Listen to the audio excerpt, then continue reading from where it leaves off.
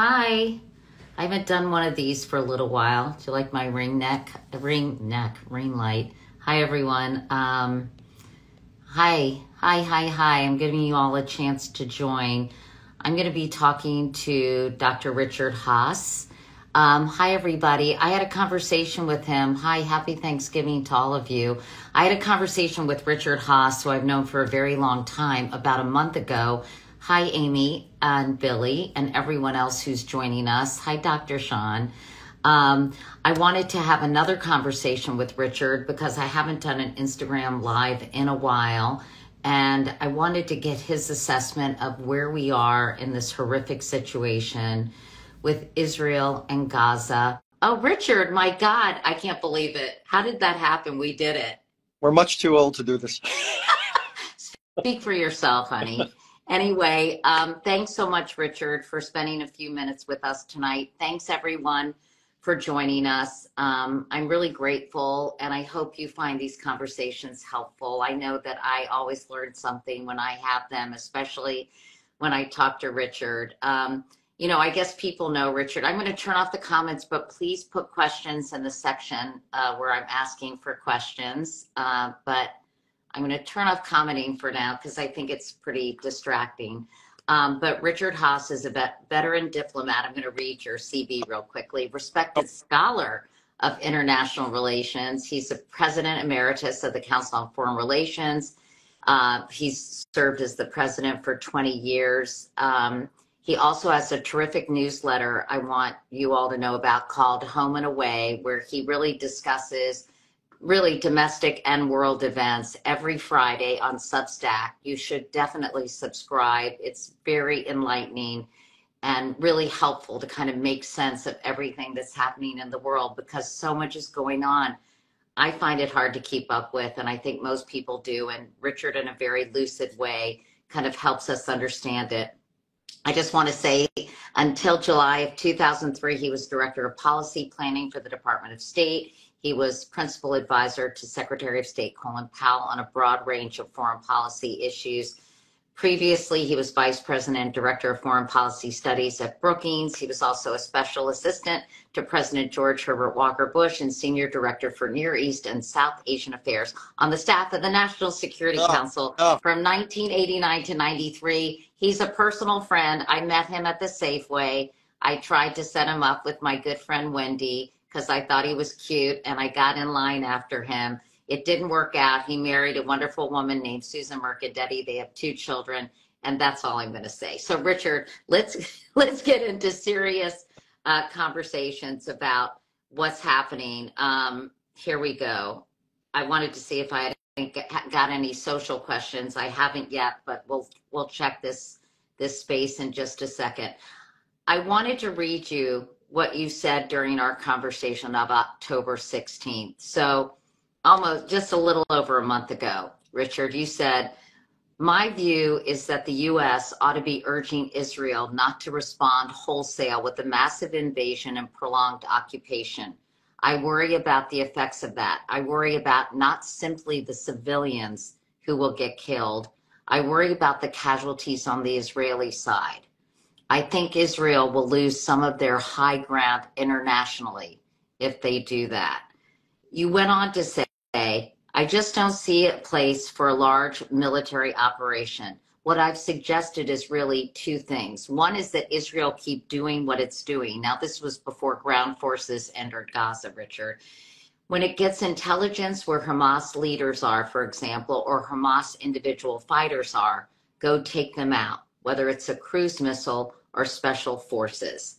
So here we are, over a month later, nearly 12,000 Palestinians have been reportedly killed, including more than 4,000 children. 60%, by the way, of those 12,000, according to the World Health Organization, are women and children. I think it's fair to say Israel didn't really take your advice, Richard. So talk about your assessment of where we are and where we've been over the past month or so. Well, thanks for having me back, Katie. Look, I wish the assessment I had given you, 4 or 5 weeks ago was dead wrong. Unfortunately, this was one of those rare moments I might have been, I think, more right. Others will disagree with me. Look, Israel had every right to respond. As the president said, they had the necessity to respond. But what makes a war just is not simply the rationale, it's the way it's carried out. And I think this has not been sufficiently discriminating.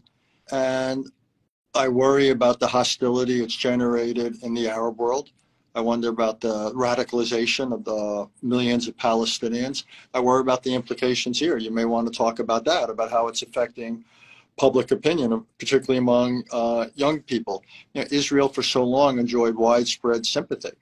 And what worries me about what it's doing is it's, as we discussed last time, it's forfeited the high ground in some ways. And the tragedy of this is if you speak to Israelis, they're very much of October 7th. This was a collective national trauma that will never fade. But for so much of the rest of the world, that was then, now is now. And a lot of the rest of the world has moved on. And they're much more focused on the costs of the Israeli response. I don't think it's too late for the Israelis to rethink it. I'd love to see them act in a more discreet way, agree to these humanitarian pauses. Hopefully that would get some of the hostages released. There's still somewhat 240 hostages being held, which is a terrible situation. But this has not gone well. And I still think there are fundamental questions about what comes next. So even if Israel were to be somewhat successful in reducing the strength of Hamas, I haven't seen anybody, Israeli or non-Israeli, provide a persuasive case for who would govern, who would provide security, where this all would lead to, as opposed to one way or another simply see a rebounding, a rebuilding of radical Palestinian Islamic-like positions. So. We'll talk about what happens next in a minute, but let's just talk about the here and now for now, Richard. You say some progress has been made and that Israel is conducting more targeted raids by special op forces. But is it too little too late? And what do you think kept them from doing that more targeted bombing initially? You know, I heard one report, I think it was from David Martin at the Pentagon, who you and I both know, who said the Israelis were actually using dumb bombs that were, you know, kind of for mass destruction versus more targeted kind of specific bombs that more smart bombs, really. And it befuddled me. I couldn't understand why that was the case. Look, I can understand why Israel may have wanted to do things from the air, because if you bring in ground troops early on, a lot of them would get killed. I understand that. I can't justify the use of non-precise weaponry, if you will, non-smart weapons. These really large munitions, which by definition are going to cause, to use the that phrase, which sounds kind of antiseptic, but it's not in reality, collateral damage. I don't think that phrase. I agree. It's not. It forgets that it's not just buildings that are getting destroyed; people are getting killed. So I don't much like the phrase either. I can't explain it, Katie. I can't justify it. What's done is done, and the question is whether going forward, and it becomes really important, because let's look at the current situation. Hundreds of thousands, if not more, of the people of Gaza have headed south. Israel has essentially attacked the north very heavily. And my guess is most Hamas fighters have also moved south. So what you now have is a large percentage of the population of Gaza, many of which have become displaced in the southern portion of the territory, and a large number and percentage of the Hamas fighters, terrorists, call them what you will, in the south.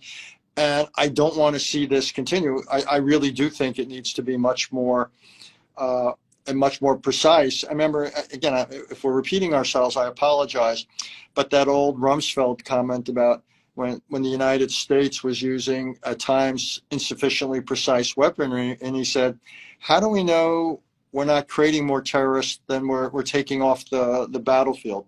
And that, I think, is the question that Israel has to ask. Are they creating future generations of people who are going to basically say, we are going to do whatever in order to exact revenge? Having said that, Richard, what would you advise the Israeli military to do? Is it possible to use more precise weapons, to use intelligence, to take out these militants slash terrorists who are so integrated in the civilian population? You also heard that Hamas was urging people not to leave. In other words, maximum civilian casualties is what they want and what they're achieving. Absolutely. So there's no easy way. When I was in government, you talked about some of the times I was there. I remember these agonizing meetings where we discussed exactly these kinds of situations where you had enemy combatants, call them what you will, to some extent, who purposely put themselves in civilian areas, almost daring you to go after them, knowing that you would kill civilians, which would hurt you in terms of the larger political struggle. And you have to ask yourself every single time, is it worth it? Are the targets, do they justify the fact that some innocents may be killed? These are agonizing moral and political choices. So what I would hope is the Israelis would do their calculations and really ask themselves, are these situations, do they justify? And what I think it would argue for is patience. Rather than doing something big and large in a hurry, why not think of this as an open-ended struggle, not something that has to be accomplished in 6 weeks or 6 months? Why not say, you're going to do this very slowly, very purposefully, in a very measured way, and we're only going to act when we believe the situation warrants it. We will gradually weaken, degrade, choose what word you want, Hamas. We will not create lots of civilian casualties. And then, Katie, we haven't talked about it, what the Israelis desperately are lacking, in addition to a military strategy, is a political dimension. One, basically say, we're going to kill these people who committed atrocities. And I understand that. But how is it you show that there's a better alternative path for Palestinians who want to realize some of their legitimate political aspirations? That is totally missing from Israeli strategy. Well, I mean, I talked to Dennis Ross about this, Richard, and he said the same thing. But how do you start paving the way for a political solution when you're basically bombing the shit out of Gaza and leveling the place? It seems to me that doing those two things simultaneously is virtually impossible. One thing you could do, and I'll talk about how I would do it, is you can start a process, particularly in the West Bank. I was going to ask you about that. Which is basically stop all settler violence, stop any expansion of settlements or creation of new settlements, begin the process, not of negotiations. We're not into negotiation. I'm about it as pre-negotiations or pre-negotiations, basically saying, how do we support the emergence of a Palestinian partner who's willing to coexist peacefully with Israel, can govern Palestinian populations? That's going to take years.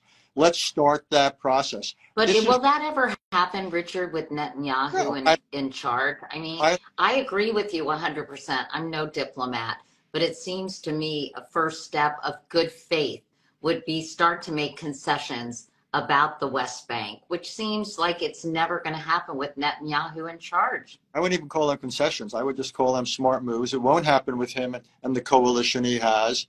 So what the United States has to do is we have to help bring that about. And I have urged this president, President Biden, to take a page out of Bibi Netanyahu's book.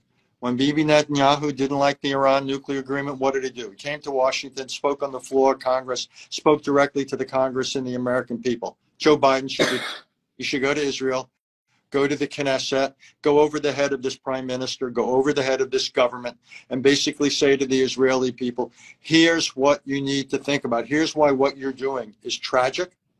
It will be tragic for you. You will lose support in my country, and this president doesn't want to see that.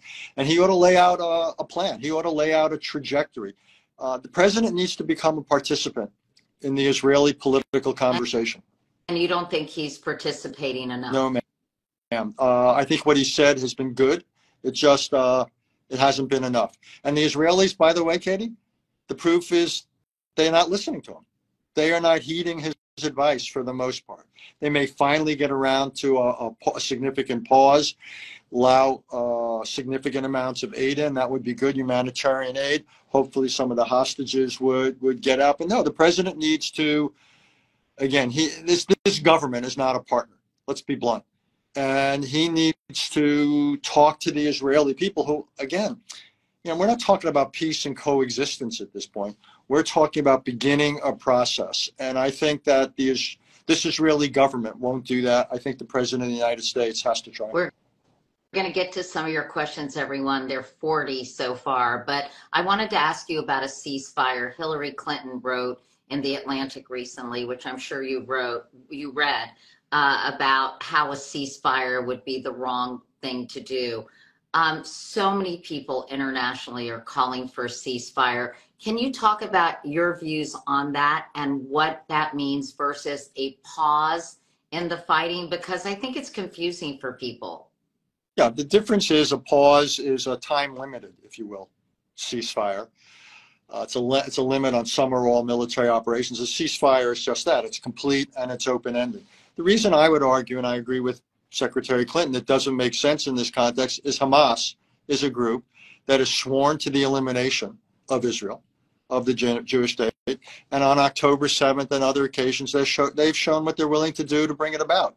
So it would be, I think, derelict of Israelis if they simply allowed Hamas to get away with what they've done and to prepare for the next set of attacks. So I don't think a ceasefire is warranted. That's why I think Israel has to continue to go after Hamas, both retaliation for what they've done as well as prevention, so they can't do it again. As we've discussed, they've got to do it in a much more careful, measured, I think patient way. And also, I think there is a case for pauses to allow in humanitarian aid. Again, the purpose of this is not simply to defeat Hamas militarily, it is to win the hearts and minds.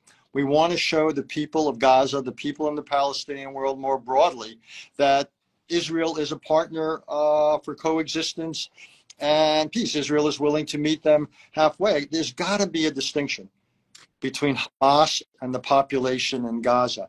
Pauses are one of the ways, I think, it's a compromise. You don't give up your military option, but if you park it for a few days while you deal with the humanitarian and political issues, then you resume your military options and you maybe go back and forth between the two. But when you resume your military operations, again, at the risk of repeating myself, you do it in a much more careful way. Yeah, but not to sound cynical, Richard, how does that really solve anything? Maybe it allows some people more free passage, maybe it allows some food, but to me, it's kind of a drop in the bucket in terms of the humanitarian crisis that is unfolding in Gaza. First of all, a word I never use in the Middle East is solve. Middle East can't be solved. At best, it can be managed, and I think there's a fundamental difference. What I'm trying to do is alleviate humanitarian suffering. So you would have sufficient pauses to get in food, water, fuel, what have you. There ought to be international supervision of it. We don't want the fuel simply going to motorcycles and Jeeps that Hamas is using. So it's got to be supervised. We've had this problem in other parts. Whom? By whom? Well, it could be some international UN agency or something like that. I think that is totally called for. You've got all sorts of international workers who have been operating in Gaza for years. Won't solve the problem. What you want to do is manage the problem, alleviate the suffering, allow Israel periodically, I think, has to be allowed to go after Hamas fighters. And this buys you time to do what you and I have been talking about, which is introduce a necessary political dimension to the response. This is going to take years. And I think there's got to be different pieces here, Kate. So who would oversee this the beginning of a political solution, Richard? Clearly, as you said, and the current government can't really do that. Would you suggest the United States and a sort of a multinational group of people start hammering this out, or is it happening already by people like Secretary of State Tony Blinken? It's not really happening yet. No, the United States can't bring it about on its own, but we can change the conversation. We can and should put ideas out there. I think Saudi Arabia can help here too. I would love to see the Saudis go back to where they were before Iran, using Hamas as an agent to some extent, interfered and disrupted it, and basically say, yeah, we're prepared to normalize with Israel. And that, by the way, would be an enormous accomplishment for Israel. Saudi Arabia, given its place in the Arab and Islamic worlds, an enormous accomplishment. But they would say, here's the conditions.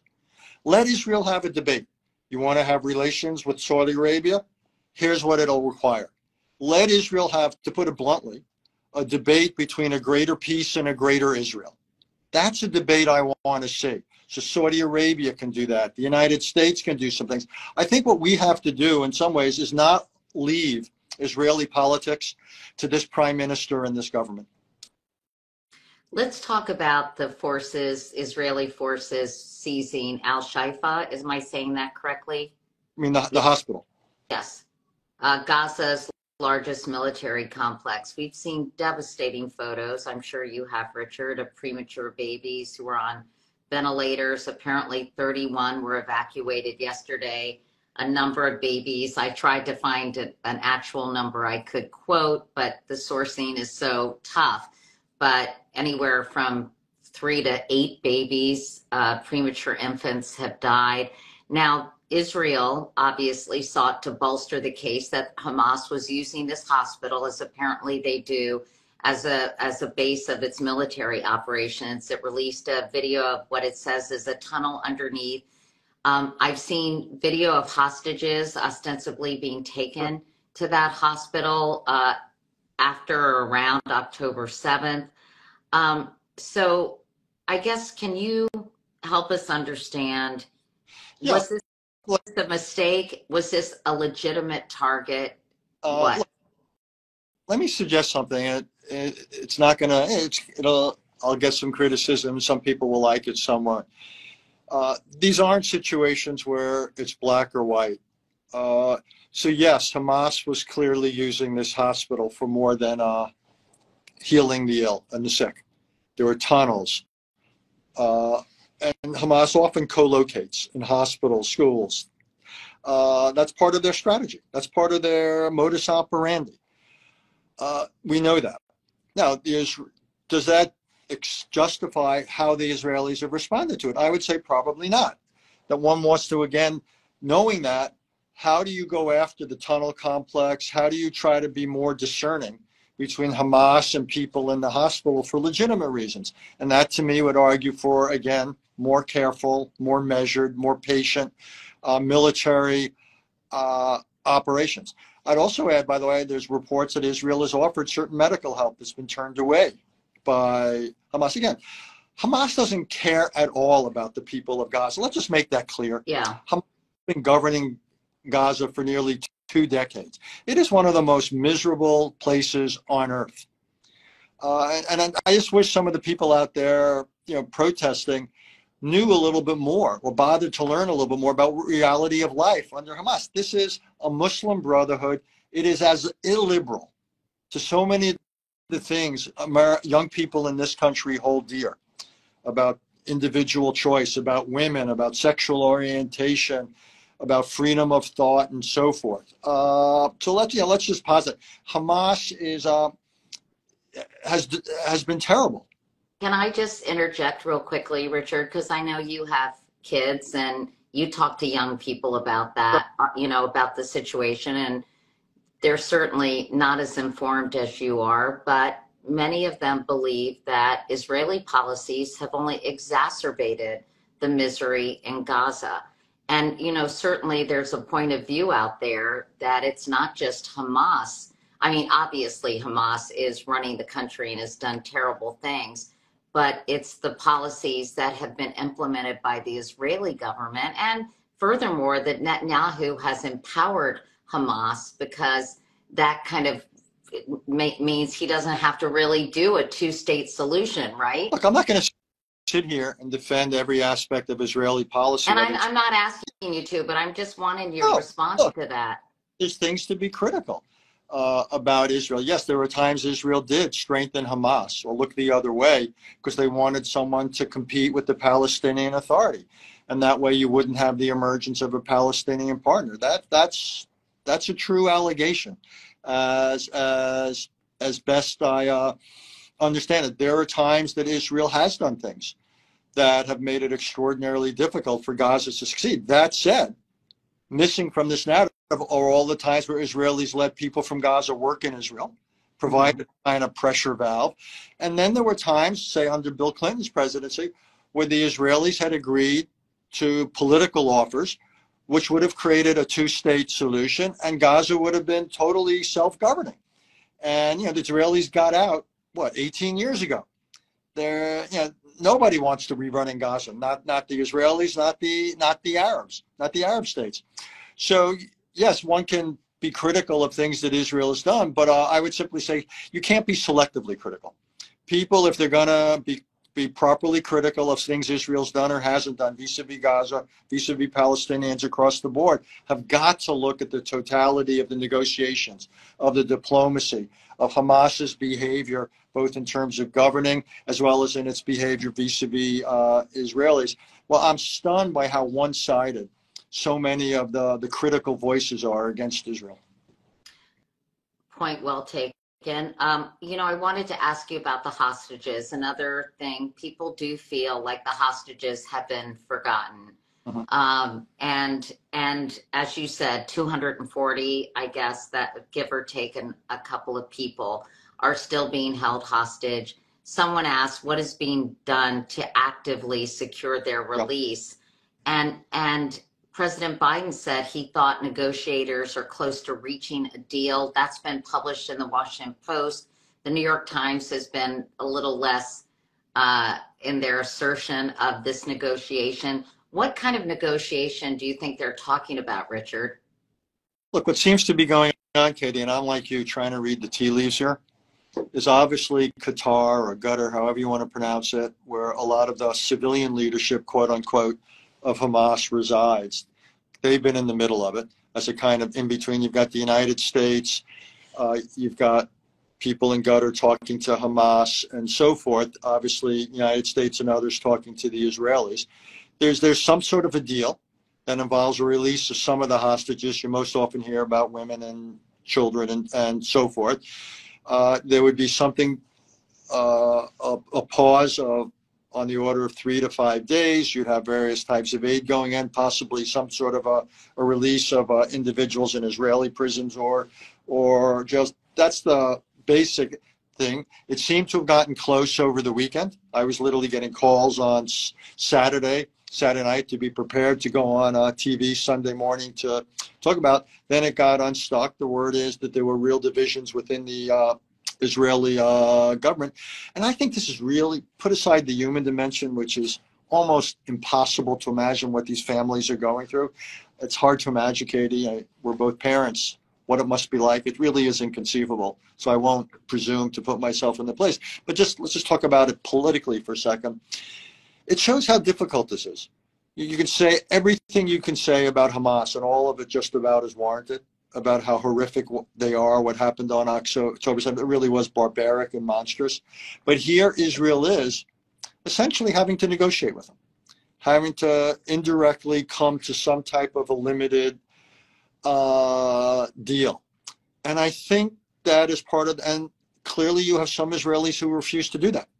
It's too hard. It's almost too hard to get your mind around after October 7th.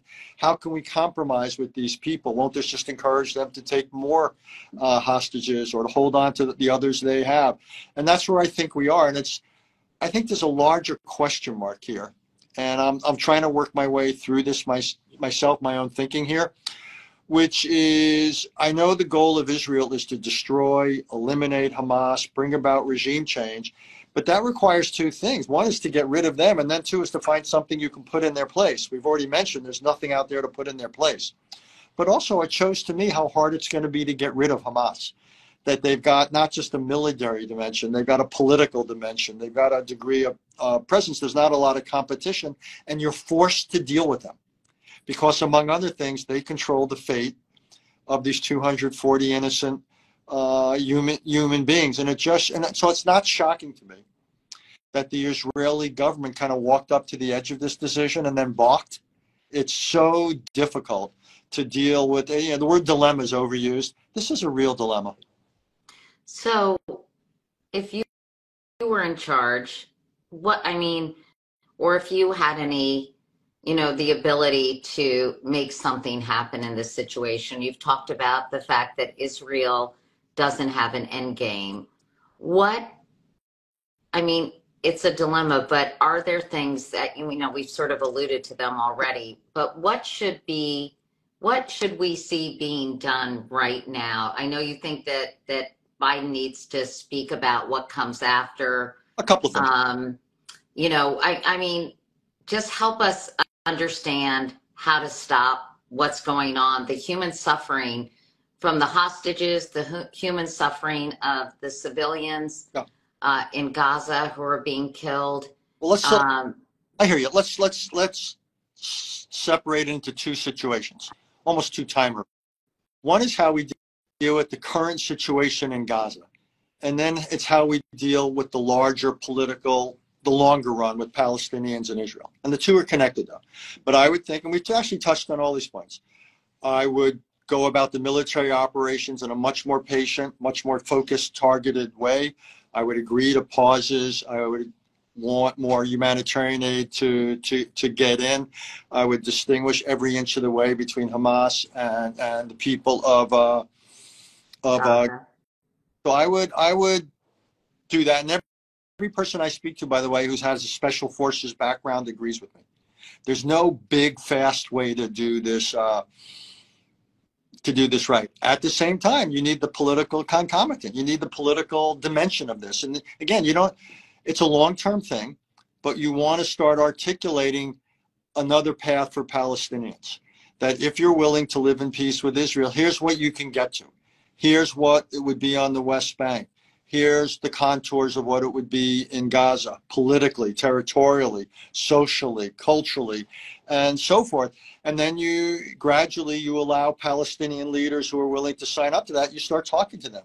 You start empowering them. So I think you need a multi-track. You need a security track and you need a political track. This Israeli government is going about the military track, I would argue, incorrectly. There's not a political track. So I think the United States needs to pressure them, needs to speak to them. Sometimes we spend so much of our time in the foreign policy business, you've covered it, about how we negotiate with our enemies. It turns out a much more complicated challenge is often how we talk honestly with our friends. What do you do when you think your friends are not doing the right thing, either by what they're doing or not doing? That is clearly the case between the Biden administration and Israel. So we've got to speak truth to our friend, and we've got to be forceful in doing it. Two quick questions, and I'll let you go.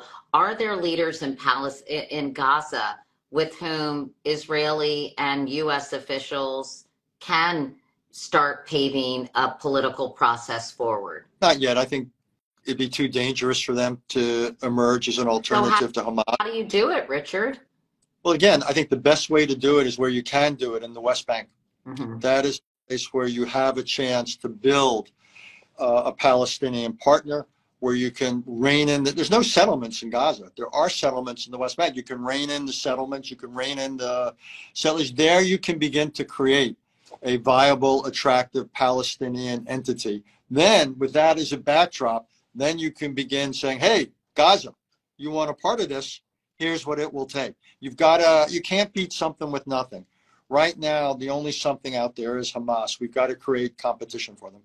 I lied. I have two more questions. Is this in any way empowering or emboldening Netanyahu to have Israel involved in this war? I would say look, it's difficult for any society to change leaders amidst a crisis, an ongoing crisis, a war like this. And so Bibi Netanyahu does not want to lose power. Let me just put that, he's got his own political and legal vulnerability here. So he clearly wants to stay in office. You're not going to have new elections. So the only chance, I think, for him to be removed from the prime ministership is by a reshuffling in parliament. And that'll require the forming of a new coalition. Easier said than done, but we have got to, again, I think it would be better for Israel, better for the U.S.-Israeli relationship. So I would like to see it, because I Could think he be seen as a war hero, Richard, somehow? well, I think what he's hoping is that right now most Israelis see him as the prime minister who failed them miserably on October 7th. That Israel was so unprepared for what befell it, and that never should have been allowed to happen. That was a true failure of leadership, of focus, of priorities. I expect, I can't prove this, Bibi Netanyahu and I are not intimates. I would simply say I expect that he is hoping that his best chance for offsetting that legacy, for offsetting that political liability, is to be a war hero now, as the person who destroyed Hamas. I don't think he can succeed at that, but I think he can cause a lot of harm in that process. So that might be motivating him in some way, shape, or form. One of the other things you were worried about is a widened regional conflict. Are you still concerned about that? And what is the status of other neighboring countries being drawn into this mess? I'm a little bit less worried about it. I think Iran clearly has signaled it's not anxious for it and wants to continue to, among other things, export its oil. China, by the way, who's the principal purchaser of Iranian oil, wants to be able to buy it at reasonable prices. Hezbollah, if it was going from Lebanon, if they were going to go into the war in a big way, it seems to me they would have been more likely to do it at the beginning before Israel had mobilized. So I think it's less likely. Could it still happen? Sure. There was a report, what was it, a couple of weeks ago, Katie, about one of the other Iranian-backed groups, I forget which one, there's so many, that had fired some ordnance that landed at one of the facilities housing American soldiers in either Iraq or Syria, and it turned out to have been a dud. But if it hadn't been a dud, it could have killed dozens of American soldiers. So I still think anytime you've got active hostilities going on, things could happen at any point. But all things being equal, I think the chances of a wider conflict have gone down somewhat. And you mentioned China. You wanted to talk about President Biden meeting with President Xi and what was accomplished there. Well, look, whenever people meet, you always have that awful word certain journalists not do use, which is deliverables. I hate it.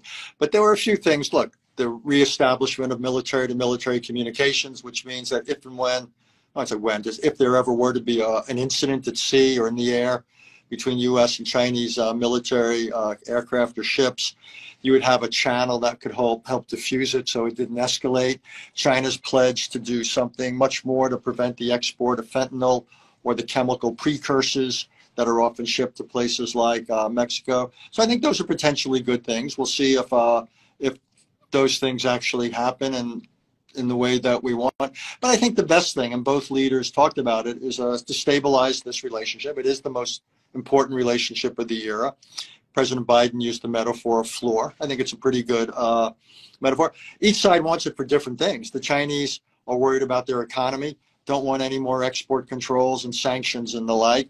We're very worried. We don't want the Chinese to do more to help Russia. We don't want China to get in the middle of this. We don't want a crisis with Taiwan. We've got enough on our hands. So each side is motivated by a different agenda. But it's possible for the near future that they will agree not so much on what they want to do together, but on what they want to collectively avoid.